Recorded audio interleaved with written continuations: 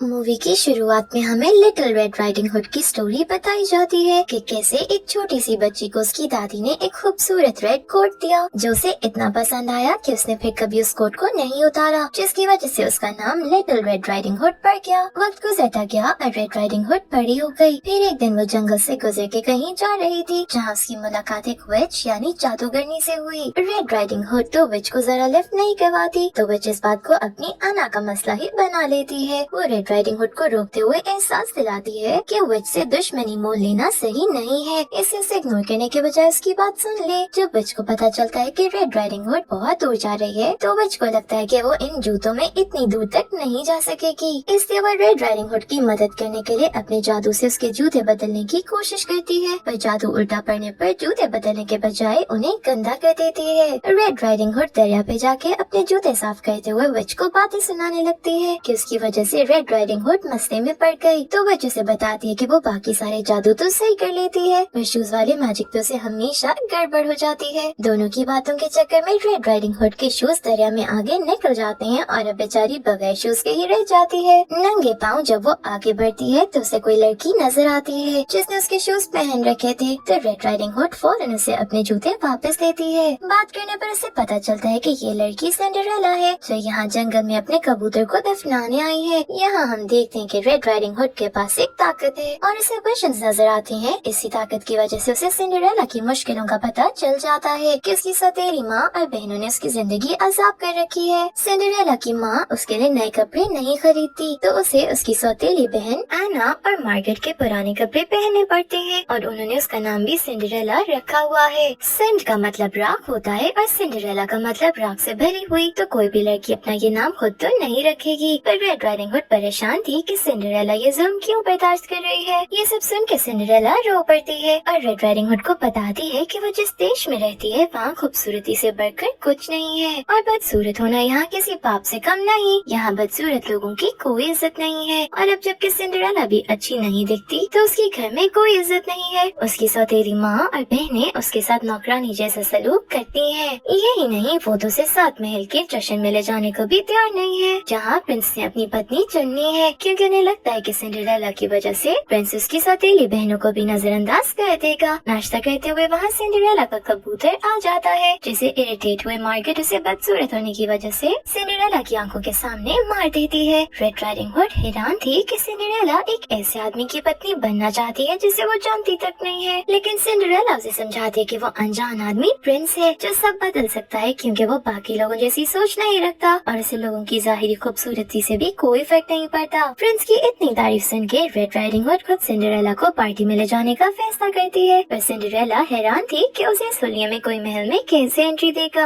यही नहीं, वो बताती है कि मार्गरेट ने उसके जूते भी फेंक दिए। सिंड्रेला के पाँव पे जख्म देख के रेड राइडिंग हुड वजह पूछती है तो उसे पता चलता है कि सिंड्रेला जूतों के बगैर जंगल में रास्पबेरीज लेने गई थी, तो तब ये जख्म बन गए। तभी वहाँ वही विच बारबरा आ जाती है जिसने रेड राइडिंग हुड के शूज खराब कर दिए थे। वो उन्हें यकीन दिलाती है कि इस जादू में वो माहिर है और सिंड्रेला को मेकओवर दे सकती है, जिसके बाद वो अपनी छड़ी घुमाती है और सिंड्रेला एक आम लड़की से खूबसूरत लड़की में बदल जाती है। उसके जादू से इम्प्रेस हुई रेड राइडिंग हुड भी अपने लिए मेकओवर मांगती है क्योंकि वो भी पार्टी में जाना चाहती थी। बारबरा उसे भी अच्छा सा ड्रेस पहना देती है, पर अपनी कमजोरी की वजह से अभी भी उनके शूज चेंज नहीं कर सकी थी। अब रेड राइडिंग हुड गंदे शूज के साथ और सिंड्रेला तो बगैर शूज के पार्टी में नहीं जा सकती थी। ये लोग इस मसले का हल सोच ही रही होती हैं कि बारबरा की भांजी कैटला यानी एक और जादूगरनी वहाँ आ जाती है जिसका जादू बारबरा से ज्यादा अच्छा और देर तक रहता है। वो उन्हें बताती है कि उसने अभी अभी ग्लास शूज बनाने सीखे हैं और वो उन्हें ग्लास शूज देने में मदद कर सकती है, पर इसके लिए पहले सिंड्रेला के पाँव में कोई शूज होने चाहिए। जिस पर रेड राइडिंग हुड बारबरा की मिन्नतें करते हुए उसे सिंड्रेला को शूज दिला देती है और फिर कैटला इन दोनों को ग्लास शूज दे देती है जो उसी को पूरे आते हैं जिसने जादू खत्म होने से पहले पहले वो शूज पहने होंगे। बारबरा भी अपनी वाह करवाने के लिए उन्हें एक कैरेज और राइडर दे देती है, जिसके बाद फुल तैयारी के साथ सिंड्रेला और रेड राइडिंग हुड पार्टी के लिए निकल जाती हैं। जहाँ रास्ते में सिंड्रेला रेड राइडिंग हुड का शुक्रिया अदा नहीं करती थक रही थी कि उसकी वजह से वो पार्टी में जा पा रही है। अब इन दोनों के पास सिर्फ जादू खत्म होने में 6 घंटे बाकी थे, इससे इन्हें जो करना था इन्हीं 6 घंटों में करना था, पर उससे पहले तो इन्हें पार्टी में पहुँचने की जरूरत थी। लेकिन रास्ते में ही ड्राइवर से किसी का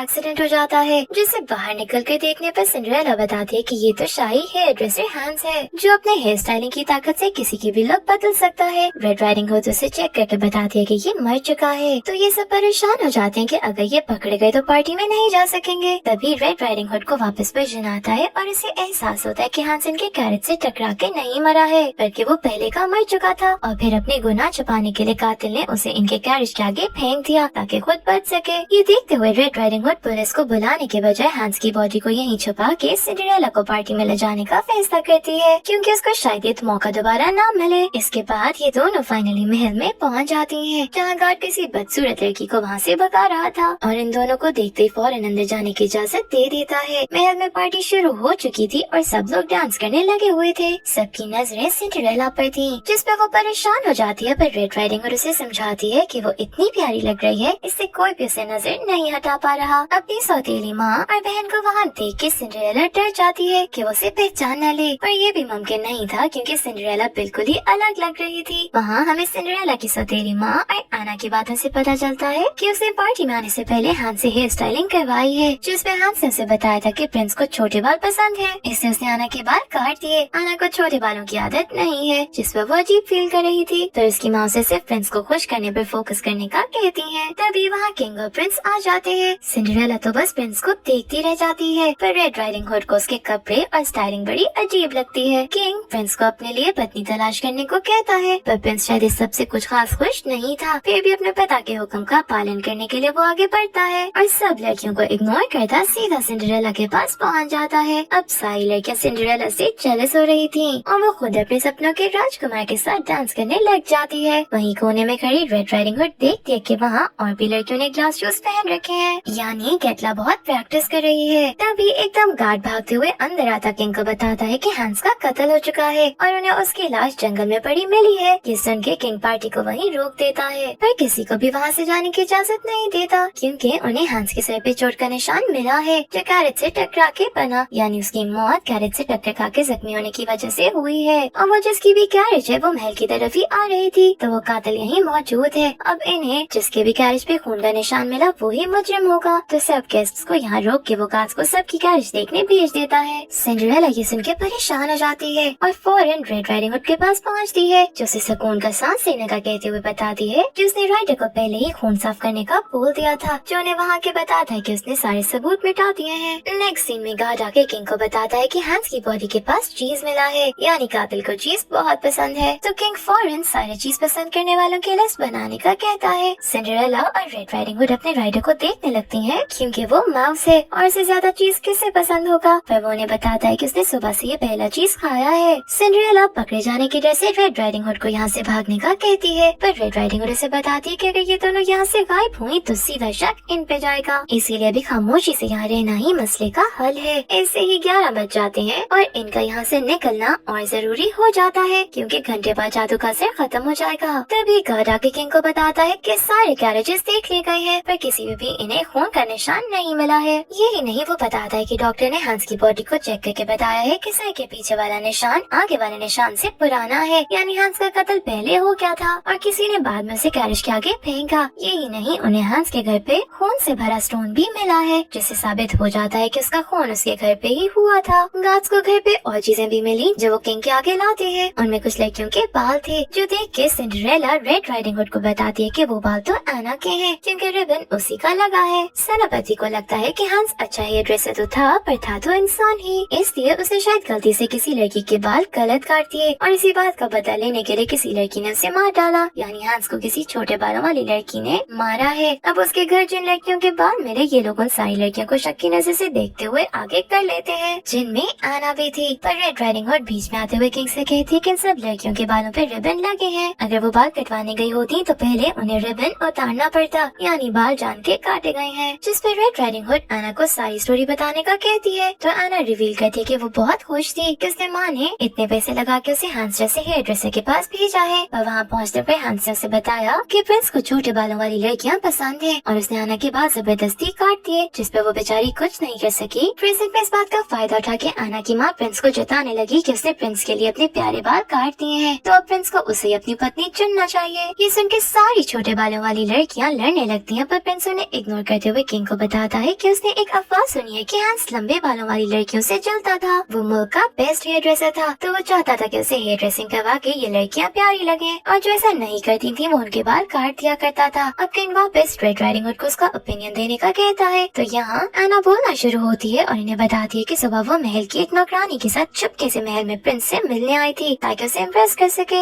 उसकी प्रिंस से मुलाकात तो नहीं हुई, पर तभी उसने प्रिंस के रूम से आवाजें सुनी जहाँ प्रिंस और हैंस के बीच लड़ाई चल रही थी। जब प्रिंस से पूछा जाता है तो वो बताता है कि एना सच बोल रही है, क्योंकि दोपहर में हैंस उसके रूम में आया था। तब प्रिंस को उसके सामान में अपनी लवर जेमी के बाल मिले, जो देख के प्रिंस को गुस्सा आ गया। पर हैंस ने उसे ये बताने के बजाय कि उसके पास जेमी के बाल क्या कर रहे हैं, उल्टा प्रिंस को ब्लैकमेल करना शुरू कर दिया। प्रिंस किंग को बताता है कि 1 साल पहले जो किंग का ताज टूटा था वो प्रिंस का ही काम था। असल में प्रिंस की लवर जेमी महल की नौकरानी थी, जिसके साथ प्रिंस का रिश्ता किंग को कबूल नहीं था। यही नहीं, एक दिन अचानक जेमी कहीं गायब हो गई और आज तक किसी को कुछ नहीं पता कि वो कहाँ है, जिसमें प्रिंस को लगा कि उसके गायब होने में किंग का हाथ है और गुस्से में उसने किंग का ताज तोड़ दिया, जबकि किंग बार बार उसे बता चुका है कि उसे खुद नहीं पता कि जेमी कहाँ है। सबको लगता है कि अपना सच छुपाने के लिए प्रिंस ने हैंस को मार दिया, पर प्रिंस बताता है कि ऐसा कुछ नहीं है, क्योंकि हैंस उसे मुंह बंद रखने के लिए उसका खानदानी शीशा देने का कहते हुए वहाँ से चला गया था। और वो ताज तोड़ने वाली बात तो आज कोई पार्टी के बाद किंग को बताने वाला था, लेकिन अभी भी कोई प्रिंस का यकीन नहीं करता, क्योंकि जिस टाइम हैंस का कत्ल हुआ प्रिंस अपनी डांस प्रैक्टिस से गायब था। वो बताता है कि सुकून के लिए वो पहाड़ी पे गया था, पर वहाँ भी कोई मौजूद नहीं होता। तो प्रिंस के पास कोई गवाह न होने की वजह से किंग उसे जेल में बंद करने का ऑर्डर दे देता है। प्रिंस के वहाँ से जाते ही रेड राइडिंग हुड को उसके कपड़ों से गिरा कांटा नजर आता है, और सिंड्रेला भी उसे कुछ करने का बोल रही होती है, क्योंकि उसे भी यकीन था कि प्रिंस किसी का कत्ल नहीं कर सकता। तभी वहाँ जबरदस्ती वही बदसूरत लड़की आ जाती है, जिससे पहले गार्ड अंदर जाने से रोक रहा था। उसका मुंह तो नजर नहीं आ रहा था, पर वो किंग को बताती है कि प्रिंस पहाड़ी पे ही था, क्योंकि वो वहीं पास केव में रहती है और उसने प्रिंस को वहाँ देखा था। किंग तो फौरन सबूत मिलने पर अपने बेटे को आजाद करने का कहता है, पर ये लोग उससे उसी का बनाया रूल याद करवाते हैं कि बदसूरत इंसान की कोई हैसियत नहीं है, और ये औरत तो पैसों के लालच में भी ये बोल रही हो सकती है। तो किंग उसे महल से निकलवा के खामोश हो जाता है। पर वहाँ अब रेड राइडिंग हुड आवाज उठाते हुए सबको समझाती है कि ये लोग ऐसा सोच के एक बेगुनाह के साथ जुल्म कर रहे हैं। साथ ही किंग को वो कांटा दिखाते हुए कहती है कि अगर ये सूट प्रिंस ने आज पहली बार पहना है तो ये कांटा तो पहाड़ी पे जाके उसके कपड़ों में आ सकता है, यानी वो लड़की और प्रिंस सच कह रहे हैं और प्रिंस बेकसूर है। ये सुन के किंग प्रिंस को छोड़ देता है। आखिर किंग सबको वहाँ से जाने का कहता है और 12 बजने पर सिंड्रेला और रेड राइडिंग हुड भी फौरन वहाँ से भागने की करती है। प्रिंस सिंड्रेला के पीछे तो जाता है, पर उसकी सौतेली माँ और एना प्रिंस को रोक लेती है, जिस पर सिंड्रेला वहाँ से निकल जाती है, पर महल के बाहर उसका शो रह जाता है जो प्रिंस को मिलता है। थोड़ा आगे जाके जादू खत्म होने पर दोनों वापस अपनी असली हालत में आ जाती हैं। सिंड्रेला और रेड राइडिंग हुड सिंड्रेला के घर चली जाती हैं, जहाँ सिंड्रेला के पास प्रिंस से वापस मिलने के लिए बस वही शूज एक रास्ता था, जिसका दूसरा हिस्सा प्रिंस हाथों में लिए खुद सोच रहा होता है। रात अचानक रेड राइडिंग हुड की किसी आवाज से आंख खुलती है, तो वो जंगल की तरफ जाती है, जहाँ उसकी मुलाकात सिंड्रेला की दूसरी सौतेली बहन मार्केट से होती है, जो रेड राइडिंग हुड को बताती है कि उसने हैंस का कत्ल किया है और इसीलिए गार्ड से बच के भाग रही है। रेड राइडिंग हुड जब उसे वजह पूछती है तो मार्केट रिवील करती है कि उसे हैंस से लेटर आया था कि वो उसके बाल स्टाइल करना चाहता है, और इसी खुशी में वो हैंस के घर गई। पर वहाँ जाते किसी ने उस पे पीछे से वार किया। वो बेहोश तो नहीं हुई, पर किसी को देख भी नहीं पाई। आखिर दोबारा वार से वो बेहोश हो गई और होश में आने पर उसके हाथ में स्टोन था और सामने हैंस की लाश। अब जबकि वो अपनी बेगुनाही साबित नहीं कर सकती थी, तो लाश को ठिकाने लगाने के लिए वो जंगल में गई और मौका देख के लाश को कैरिज के आगे फेंक दिया। रेड राइडिंग हुड उससे कुछ और भी चीजें याद करने को कहती है, तो मार्केट उसे बताती है कि उसने वहाँ आना के बाल देखे थे और आना को अपने बालों से प्यार है। उसे शक है कि हैंस ने उसके बाल ज्यादा काट दिए और गुस्से में आना ने ऐसा किया। तभी वहाँ गार्ड्स आ जाते हैं, जिसपे रेड राइडिंग हुड खुद मार्केट को कातिल कहते हुए उनके हवाले कर देती है। पर पीछे से सेनापति को बताती है कि ये कातिल नहीं है, बस उसके बुरे होने की वजह से सबक सीखने के लिए उसने मार्केट को जेल भेज दिया। अब केस सॉल्व करने के लिए वो सेनापति के साथ हैंस के घर जाती है, जहाँ उसे खून के निशान मिलते हैं जो साल पुराने थे। साथ ही साथ एक टूटी हुई ग्लास जूस की हील भी मिलती है, जिसे छूते उसे विजन आता है, जिसके हिसाब से कातिल सिंड्रेला है। सीन सिंड्रेला पे शिफ्ट होते हैं, जिसके पास प्रिंस जूस के साथ आता है, जिससे फिट हो जाते हैं। सिंड्रेला हवाओं में थी कि वो प्रिंस की पत्नी बनेगी, पर तभी रेड राइडिंग हुड वहाँ आते हुए रिवील करती है कि वो पत्नी नहीं बल्कि कातिल है। उसी ने हैंस का खून किया है। रेड राइडिंग हुड बताती है कि हैंस ने सिंड्रेला के खूबसूरत बाल देखे उसे सैलून बुलाया था, पर सिंड्रेला ने अपने बाल बचा लिए और गुस्से में हैंस को मार डाला। अब खून का इल्जाम अपनी पागल बहन मार्केट पे डालने के लिए उसने हैंस के नाम से उसे लेटर भेजा और वहाँ बुला के बेहोश करते हुए स्टोन उसके हाथ में दे दिया, पर वो सही से बेहोश नहीं हुई थी, इसलिए अपनी हील से वार किया तो हील टूट के वहीं गिर गई। अब प्लान तो था कि शीशा लेके प्रिंस के लोग यहाँ आएंगे तो मार्केट को पकड़ लेंगे, पर प्रिंस की शीशा ना देने का इरादा करने पर सिंड्रेला का प्लान खराब हो गया और मसला इतना आगे आ गया। सिंड्रेला के शूज मार्केट ने नहीं लिए थे, बल्कि अपना सबूत मिटाने के लिए उसने अपने कबूतर के साथ शूज को दफना दिया, इसीलिए उसके पाँव पे निशान है। यही नहीं, अब जाहिर है ग्लास शूज जिसके होते हैं उसी को फिट आते हैं। हैंस के पास जाने से पहले सिंड्रेला केटला से मिलती है, जिसने उसे एक दूसरे ग्लास शूज दिए थे, जिसका प्रूफ केटला खुद वहाँ आके देती है और बताती है कि उस रेड राइडिंग हुड के साथ वो सिंड्रेला को इसलिए नहीं पहचान सकी क्योंकि उसका हुलिया बदल चुका था। आखिर सारा सच सामने आने पर सिंड्रेला के पास अपना गुनाह एक्सेप्ट करने के अलावा कोई रास्ता नहीं बचता, तो वो प्रिंस उसे जेल भेज देता है। पर कहानी यहाँ खत्म नहीं होती। रेड राइडिंग हुड प्रिंस पे रिवील करती है कि हैंस ने जेमी के बाल भी काटे। जहाँ हाथापाई में जेमी वहाँ से भाग तो निकली, पर इसके मुँह पे कैंची का निशान आ गया। अब ऐसे मुल्क में जहाँ खूबसूरती सब है, जेमी को यकीन था कि किंग उसे प्रिंस की पत्नी के तौर पे कभी एक्सेप्ट नहीं करेंगे, तो वो गायब हो गई। जिसके बाद सेनापति उसी बदसूरत लड़की को लाते हैं जिसने महल में प्रिंस की बेगुनाही का सबूत दिया था। वो जेमी ही थी जो प्रिंस से दूर तो हो गई, पर आज भी उससे ही प्यार करती है, तो छुप छुप के उसे देखती थी। प्रिंस जेमी से कहता है कि उसे इस निशान से कोई फर्क नहीं पड़ता और वो जेमी से ही शादी करेगा। लास्ट सीन्स में हम देखते हैं कि प्रिंस किंग को मना के अब जेमी के साथ शादी करके हंसी खुशी रह रहा था और अपना काम पूरा करके रेड राइडिंग हुड इन्हें अलविदा कहती वहाँ से निकल जाती है। जहाँ पीछे आवाज से पता चलता है कि यहाँ सिंड्रेला और रेड राइडिंग हुड की स्टोरी खत्म हो गई, पर ये रेड राइडिंग हुड की मैजिकल और खूबसूरत एडवेंचर्स में से बस एक स्टोरी है और इसी के साथ ये मूवी यहीं एंड हो जाती है। Thank you for watching.